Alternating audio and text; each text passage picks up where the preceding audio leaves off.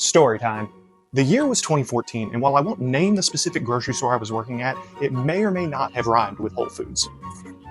And like any ambitious upstart grocer, I was working in the land of milk and eggs, also known as the dairy department. And one day, I'm working back in the back, and some random lady peeks her head through the door. You know the kind of doors I'm talking about. The ones that say, employees only. She pokes her head through the door and says, "Excuse me, do you have any cases of jumping cow yogurt in the back?" Now this part isn't that important, but I do want to point out that what she really was looking for was something called brown cow yogurt, which as you can see from this logo, is just a stationary cow.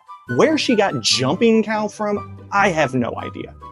Anyway, I went to the back to go get this case of yogurt, but that's when things went sideways.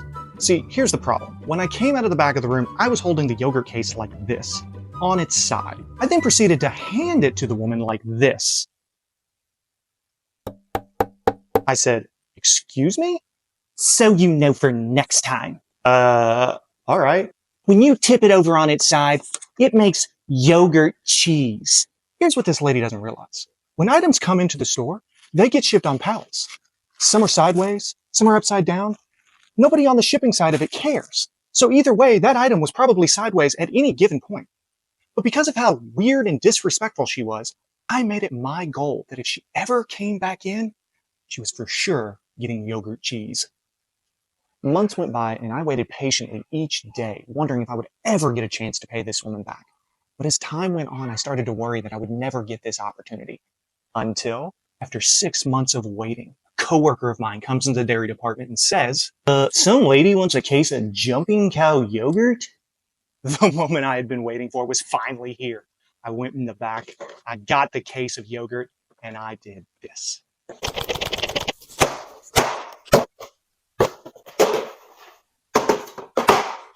I dusted the box off, gave it a nice little inspection to make sure that there were no dents, and I came into the back of the room holding it just like this, the same way she requested the last time we talked. "Oh, thank you. This one looks much happier." So what's the moral of this story?